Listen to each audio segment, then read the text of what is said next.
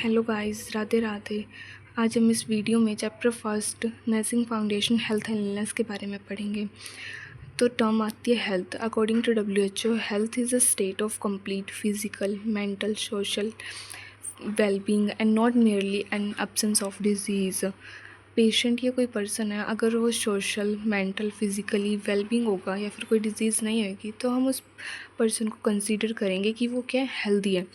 तो according to syllabus, first जो आता है डेफिनेशन ऑफ हेल्थ के बाद concept of health. Concept of health के 4 पॉइंट हैं, ये 4 वे में डिवाइड किया गया है। Biomedical concept, ecological concept, psycho social concept and holistic concept. जो फर्स्ट हमारा बायोमेडिकल कॉन्सेप्ट है, traditionally health has considered an absence of disease. If someone was free from disease, it was considered healthy. So this concept is biomedical concept.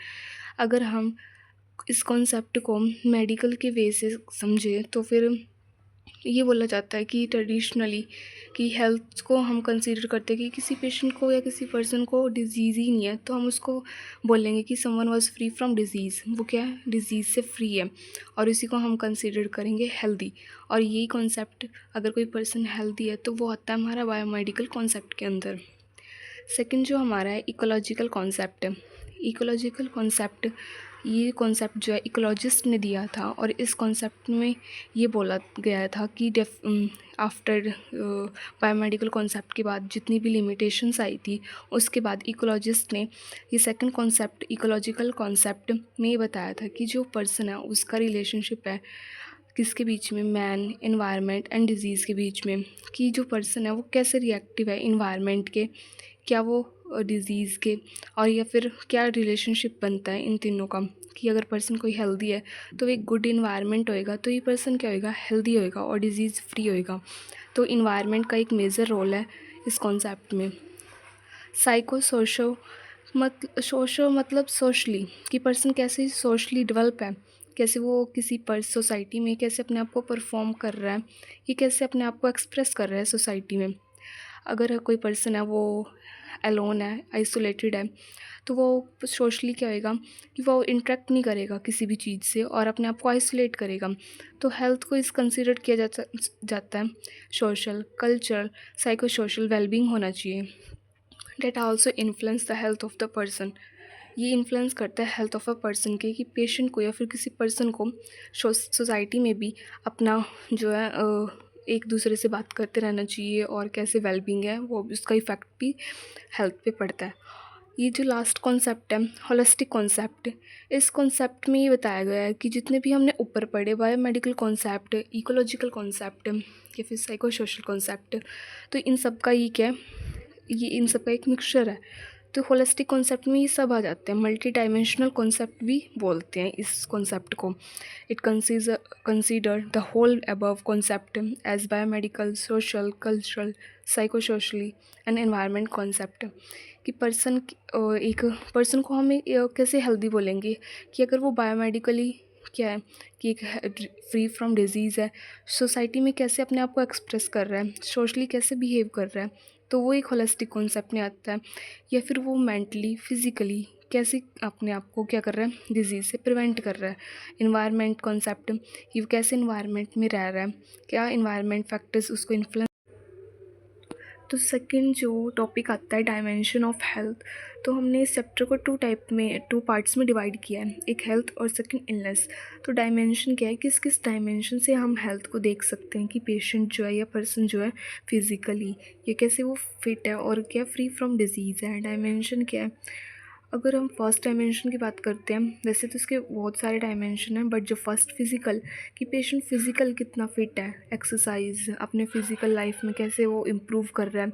Second जो है social, society में कैसे person अपने आप को fit कर रहा है, एडजस्ट कर पा रहा है, या फिर इंट्रैक्शन जो है अदर पीपल से, अदर इंडिविजुअल से कितनी जो है वो आता है हमारा सेकंड डायमेंशन में। थर्ड है इमोशनल, जो पर्सन है वो कितना इमोशनली स्टेबल है, या फिर वो तो ऐसा तो नहीं कि पेशेंट कहीं भी अपने इमोशंस को एक्सप्रेस कर रहा है, या फिर अपने इमोशनली क्या है, स्ट्रॉन्ग है।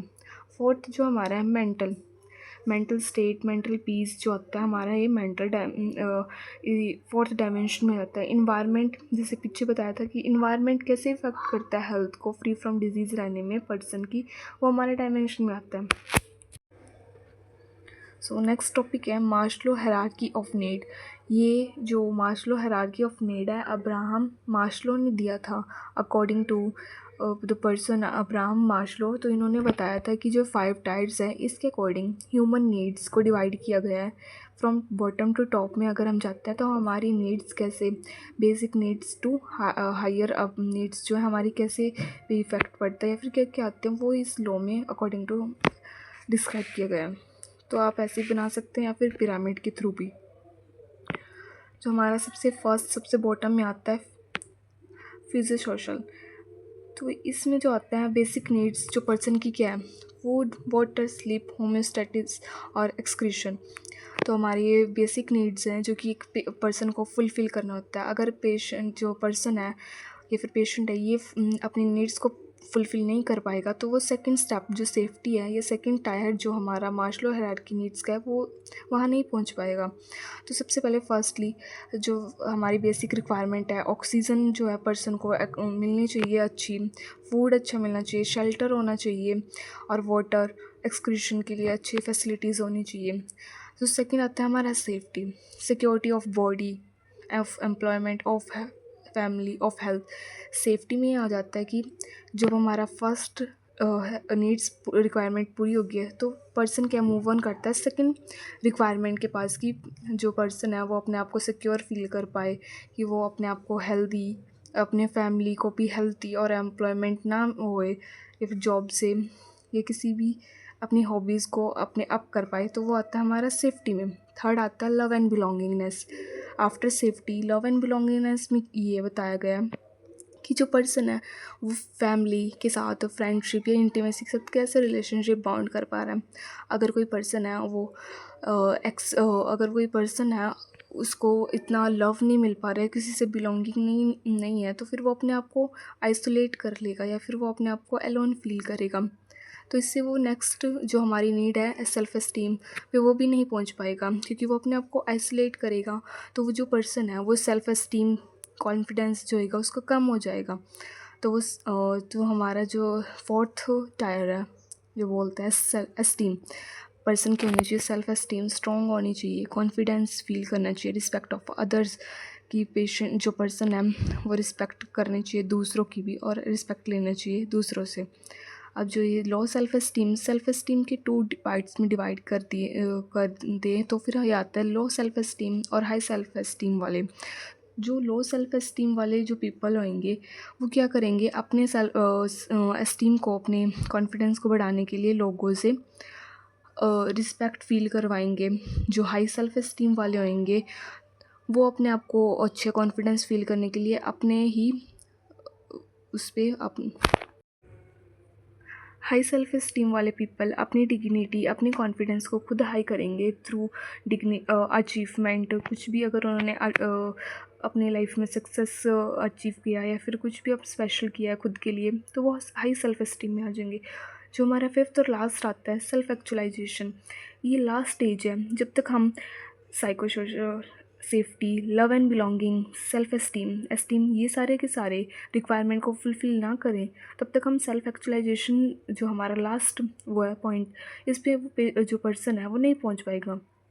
अब जो सेल्फ एक्चुअलाइजेशन है, पर्सन को क्या एक्चुअल अपने अपने आप के लिए एक्चुअल फीलिंग आ रही है कि वो क्या करे, अपने आप को इम्प्रूव करे, अपने आप में जितनी भी पास्ट एक्सपीरियंस है उनसे लर्न करके अपने प्रेजेंट और फ्यूचर में अच्छा काम करे, और प्रॉब्लम सॉल्विंग में जो हाई हो, मोर्टलिटी, क्रिएटिव माइंड्स का पर्सन हो, तो वो सेल्फ एक्चुअलाइजेशन में होता है। की ऑफ नीड्स है, आप इसको थ्रू दिस पिरामिड के थ्रू भी बना सकते हैं। इसमें बोला गया है self actualisation, a person motivation to reach his or her full potential as shown by Maslow hierarchy of needs. A person basic needs must be meet before self actualisation can be achieve. जब तक person ये सारे के सारे नीचे दी गई basic needs को पूरी नहीं कर पाएगा, तो वो फर्दर सेल्फ एक्चुअलाइजेशन पे कैसे पहुंच पाएगा। तो हमारी बेसिक नीड्स जो हमारी स्लीप, वाटर, या फिर ब्रीथिंग, या फिर security, friendship, confidence, self esteem होना ज़रूरी है, ताकि फिर उसके बाद हम क्या कर पाएँ, प्रॉब्लम सॉल्विंग, क्रिएटिव माइंड में हमारा जो लास्ट वाला पॉइंट है उस पर पहुँच पाए पर्सन। तो आप इसको ऐसे पेपर थ्रू एक्सप्लेन कर सकते हैं। अगर ये 5 या फिर 10 मार्क्स में आए तो जो ये पिरामिड है ये बनाना मस्ट इम्पॉर्टेंट है। नेक्स्ट टॉपिक जो आता है factor influencing health. Factor influencing health कि पर्सन की जो फैक्टर्स, क्या फैक्टर्स हैं जो कि पेशेंट को या पर्सन को इन्फ्लुएंस कर सकते हैं, रोक सकते हैं एक हेल्दी या फिर हेल्दी लाइफ अचीव करने में। फर्स्ट जो आता है इनकम और सोशल स्टेटस। जो पर्सन है उसका इनकम क्या है वो डिपेंड करता है। अगर कोई रिच पर्सन होएगा तो वो एक हेल्दी डाइट, हेल्दी एक्सरसाइज या फिर हेल्दी फूड क्या कर पाएगा, ले पाएगा और अपनी हेल्थ को अच्छे से इम्प्रूव कर पाएगा। और वहीं कहीं अगर पुअर पर्सन है तो वो एक अच्छी हेल्थ नहीं मिल पाएगी जितनी एक रिच पर्सन को मिल रही है, क्योंकि वो एक सोशली स्टेटस उसका क्या है, पर्सन का हाई है, तो फिर वो अच्छी चीज़ें जो है वो एक्वायर कर पाएगा। सेकेंड है एजुकेशन।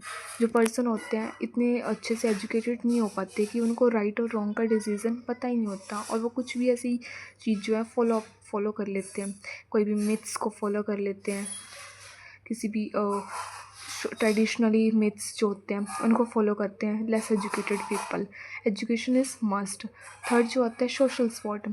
सोसाइटी का कितना सपोर्ट है, कोई रिजेक्शन तो नहीं है, कोई जेलसी तो नहीं है सोसाइटी में, तो वो भी एक फैक्टर इन्फ्लुएंस करता है। क्योंकि पेशेंट अपने आप को आइसोलेट करने का मेन रीज़न होता है कि सोशल सपोर्ट ना होना। जो हमारा फोर्थ फैक्टर्स है वो है एज और जेंडर, फीमेल और मेल और फीमेल में ये है कि जो फीमेल है, जैसे एग्जांपल लेते हैं कि फीमेल की बॉन्ड्स जो हैं मोर नियरली वीक, ऑस्ट्रोपोरोसिस के मेंसेस के दौरान क्या होती है, वीक्स हो जाती है।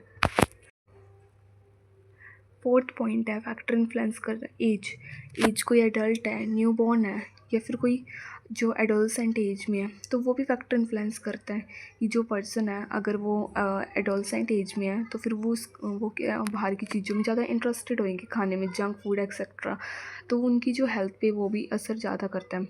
कोई न्यू बॉर्न है और कोई टॉडलर है तो डाइट या फिर एक्सरसाइज अकॉर्डिंग टू टॉडलर भी इन फैक्टर इन्फ्लुएंस करते हैं, अगर पर्सन जो है टॉडलर या फिर एडोलसेंट एज में उस कंडीशंस को फॉलो ना करें। फिफ्थ जो है हमारा जेनेटिक एंड बायोलॉजिकल फैक्टर कि पर्सन अगर ब्लड प्रेशर की जो बीमारी है पहले किसी ग्रैंड मदर फादर को है तो वो मोर लाइकली है कि आगे उनके सन को या डॉटर को हो सकती है। सिक्स्थ लाइफ स्टाइल फैक्टर कि पेशेंट जो पर्सन है या पेशेंट है हॉस्पिटल में या फिर अपने घर पे कैसी लाइफस्टाइल को फॉलो कर रहा है, क्या वो लेट तो नहीं उठ रहा या फिर कुछ जंक फूड खा रहा है या फिर अच्छे लाइफस्टाइल नहीं फॉलो कर रहा, तो वो फैक्टर भी इन्फ्लुएंस करता है। Like this factor affecting health, ये फ्लो चार्ट भी अच्छा है। External factors, socio economic factors, human biology, social support, socio economic factors कैसे अफेक्ट करते हैं हेल्थ को एक पर्सन के, तो आप ऐसे भी फ्लो चार्ट के फॉर्म में बना सकते हैं। इसके बाद इलनेस, जो हमारा सेकंड पार्ट है इस चैप्टर का। इलनेस जो है, एक पर्सन इलनेस कब फील करता है, क्या बीमार कब फील करता है कि वो उसको सिम्टम्स शो होते हैं। जो पर्सन है उसको इलनेस के जो सिम्टम्स है वो शो होंगे, वो किसी भी वजह से हो सकता है कि किसी पर्सन को इन्फेक्शन है या डिजीज़ है, कोई भी सिम्टम्स ऐसे शो होते हैं तो वो इलनेस में आता है। इलनेस जो है, कॉन्सेप्ट ऑफ इलनेस जो है, एक्यूट इलनेस भी हो सकता है, क्रॉनिक इलनेस। एक्यूट इलनेस जो है शॉर्ट लिव्ड है, कुछ कम टाइम के लिए अपीयर सडनली, उनके जो सिम्टम्स हैं वो जल्दी ग्रेजुअली अपीयर सडनली जल्दी आ जाते हैं, और प्रोग्रेस स्टीडी एंड सबसाइड और स्लोली स्टीडी प्रोग्रेस किए जाते हैं। इस जो एक्यूट इलनेस में किसी भी मेडिकल अटेंशन की कोई नीड नहीं है। Acute illness can lead to chronic illness, but acute illness कब क्रॉनिक इलनेस में चेंज हुए ये पता नहीं चलता। तो फिर इसमें हमें क्या, सिम्टम्स को इतना ज़्यादा लाइटली नहीं लेना, उनके ऊपर मेडिकल या फिर हॉस्पिटल में विज़िट कर लेना चाहिए। तो जैसे एग्जांपल में आता है myocardial infarction to CHF, chronic heart failure में चेंज हो सकता है। जो मायोकार्डिक इन्फेक्शन है जो एक्यूट है, और CHF क्रॉनिक हार्ट फेलियर एक क्रॉनिक CHF है, MI एक्यूट है, तो चेंजेस आ सकते हैं।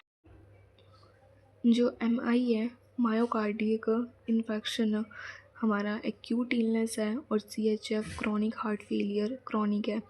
तो अगर अच्छे से सिम्टम्स पे ना अगर कोई चेकअप करे, हॉस्पिटल विज़िट ना करें, तो ये हो सकता है कि एक्यूट टू क्रॉनिक भी हो सकती है पर्सन को इलनेस।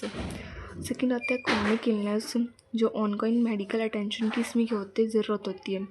यूजुअली डेवलप ग्रेजुअली, धीरे धीरे ग्रेजुअली क्या होता है ये दिखाई देता है। रिक्वायर ऑनगोइंग मेडिकल अटेंशन, इसमें मेडिकल अटेंशन की ज़रूरत होती है। And may continue for duration of person life, ऐसा भी हो सकता है कि पर्सन की through life full life time तक भी उसके साथ रहे। और या फिर परमानेंट चेंजेस, या फिर अगर चली भी जाए पर्सन डिजीज़ फ्री भी हो जाए, तो कुछ ना कुछ चेंजेस जो है पर्सन के अंदर आ सकते हैं, या कोई भी डिसेबिलिटी देखने को मिल सकते हैं क्रॉनिक में अगर वो ठीक भी हो जाए। थर्ड है remission, when symptoms subside, symptoms subside रह गए पर्सन के अंदर, तो वो देखने के। लास्ट जो है एक्सक्रिब्रेशंस, व्हेन सिम्टम्स रीअपियर और वर्जन, अगर पर्सन जो है बिल्कुल हेल्दी हो चुका है बट फिर दोबारा उसी को सेम डिजीज़ पे रीअपियर हो रहे हैं सेम सिम्टम्स, और पहले से भी बहुत ज़्यादा वर्स स्टेट में, तो वही इस टर्म के अंदर आता है concept of illness. Last topic इस चैप्टर का हेल्थ इलनेस कॉन्टिनम। तो ये जो हेल्थ इलनेस कॉन्टिनम एक स्टेजेस है, एक लेवल है, या फिर एक स्केल भी बोल सकते हैं। इस स्केल में हमें ये पता लगता है कि पर्सन कितना हेल्दी है, कितना वीक है, कि कितने इलनेस के प्रॉन है या फिर डेथ के प्रॉन है। तो जो health illness continuum is a way to understand a person health as a changing process, कि पर्सन की हेल्थ में कैसे चेंजेस आ रहे हैं, नॉर्मल हेल्थ से गुड हेल्थ में जा रहा है, या फिर नॉर्मल हेल्थ से इलनेस में पर्सन जो है जा रहा है, तो फिर एक चेंजिंग प्रोसेस के थ्रू देख सकते हैं। Health is not fix, it keep changing. A person health can move between two extremities, health fix नहीं है। अगर कोई पर्सन जो आज हेल्दी है वो कल अनहेल्दी भी हो सकता है। अ पर्सन में feel good one day and sick next day, it depend upon how well the person adopt the internal and external changes. Internal और एक्सटर्नल चेंजेस कैसे पर्सन जो एक्सपीरियंस कर पा रहा है, उससे उसकी हेल्थ पे इफ़ेक्ट पड़ता है। Health is a scale where people can move forward and backward depending upon lifestyle कैसी है, इलनेस कैसा है, हेल्थ क्या फॉलो कर रहा है, स्ट्रेस है या फिर नहीं है, नॉर्मल हेल्थ क्या है। ये जो स्केल है ये हेल्थ इलनेस कॉन्टिनम का है। जो नॉर्मल हेल्थ है पर्सन की, या फिर गुड हेल्थ की तरफ जा रहा है हो, और हाई लेवल वेलनेस की तरफ, या फिर जो है इलनेस और डेथ के तरफ जा रहा है, तो ये स्केल जो है वो ये बताता है। तो ये डायग्राम जो है फ्लो चार्ट ये इंपॉर्टेंट है क्वेश्चन के बाद बनाना। अगर एग्ज़ाम या फिर यूनिवर्सिटी एग्ज़ाम में क्वेश्चन पूछा जाए impact of illness on patient and family, तो ये जो छोटा सा जो ये फ्लो चार्ट है एज अ पैराग्राफ ये आप लिख सकते हैं। एक्सप्लेन इसको आप अपनी लैंग्वेज में समझने के बाद और डिटेल में लिख सकते हैं। तो impact of illness on patient में क्या आता है, हमारा बिहेवियर एंड इमोशनल चेंज, कि पर्सन का जो पेशेंट है उसका इमोशनल चेंज क्या है, पेशेंट रोल क्या है विद इन फैमिली, अपने पेशेंट जो है अपने फैमिली के अकॉर्डिंग चेंज कैसे रोल बिहेव कर रहा है, disturbance of family dynamic, severe illness में effect physical appearance and functioning, कुछ इलनेस के कारण फिजिकल अपीयरेंस या फंक्शनिंग में भी डिस्टर्बेंस आ सकती है। इमोशनल कैसे पेशेंट है एंगर एंजाइटी क्या फील कर पा रहा है, तो वो भी इलनेस जो पेशेंट पे इफेक्ट पड़ सकता है। Impact of illness on family, कि फैमिली में कैसे इफ़ेक्ट पड़ रहा है। एक्यूट और chronic illness change family functioning, अगर क्रॉनिक है तो फिर ज़्यादा इफेक्ट पड़ेगा फैमिली के ऊपर। फीलिंग एक्सपीरियंस अप डाउन जो होंगे वो देखने को मिल सकते हैं। समटाइम फैमिली मेम्बर्स जो है विड्रॉ कर देते हैं एक दूसरे से ड्यू टू फियर एंजाइटी के कारण। Family members uncertain how to treat and relate to sick members, कि वो कैसे रिलेट कर पाएँ। लास्ट पॉइंट जो है shift of responsibility with in family, कि कैसे जो फैमिली के अंदर रिस्पॉन्सिबिलिटी कैसे शिफ्ट करनी है, कि पेशेंट के पास कौन रुकेगा, या फिर पेशेंट की रिस्पॉन्सिबिलिटी जितनी भी है, अगर पेशेंट जो है इमोबाइल है तो फिर वो कौन हैंडल करेगा, तो ये प्रेशर भी फैमिली के ऊपर आ जाता है। So thank you so much this is for this video.